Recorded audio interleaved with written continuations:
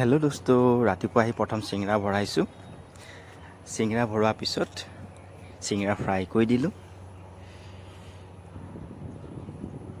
চিংৰা ফ্ৰাই কৰাৰ পিছত আৰু এইফালে কুন্দুলি আৰু আলু ভাজি বনালোঁ ভাতৰ লগত খাবলৈ।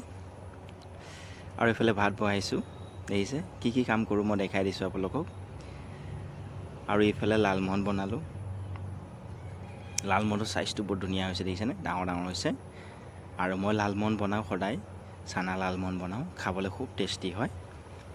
ৰেগুলাৰ বনাওঁ, 100-150 ৰেগুলাৰ আমাৰ বিক্ৰী হয়। দেখিছেনে কিমান এটা ধুনীয়া চাইজ হৈছে। আৰু এইফালে বনাইছোঁ চিংৰা, মানে আকৌ 100 চিংৰা অৰ্ডাৰ আহি গ'ল। 5 টকীয়া চাইজ দেই। প্ৰথমটো ডাঙৰ চাইজ বনাইছিলোঁ আৰু এইটো 5 টকীয়া চাইজ বনাইছোঁ। চাওক, 5 টকীয়া চাইজ হ'লেও জোখৰ চাইজ হৈছে। দেখিছেনে? অৰ্ডাৰ আছিলে। এনেকৈ দিনটো কাম কৰি থকা হয় আৰু কামৰ মাজতে আপোনালোকৰ মাজলৈ ভিডিঅ'বিলাক দি থাকোঁ। চ' আজিলৈ ইমানতে সামৰণি মাৰিছোঁ। জয় আই অসম।